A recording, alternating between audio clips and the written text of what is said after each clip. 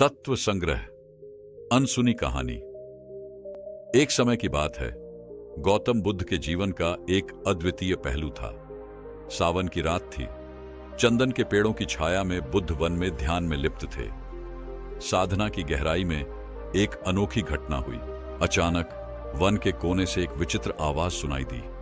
कौन है? बुद्ध ने ध्यान से उठकर पूछा, परंतु कोई उत्तर नहीं आया। सिर्फ अंधकार और चिर संगीन चुप्पी थी। बुद्ध की आंखों के सामने धीरे धीरे एक आभासित आदमी का रूप लिया।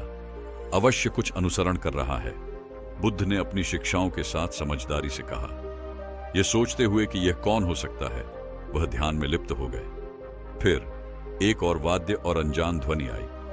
बुद्ध के हृदय में एक अजीब डर उत्पन्न हुआ। क्या कुछ बुरा हो रहा है? बुद्ध ने खुद से पूछा, अपने मन को संबोधित करते हुए। ध्यान में लिप्त होकर उन्होंने अपने विचारों को शांत किया और उस ध्वनि का पीछा किया।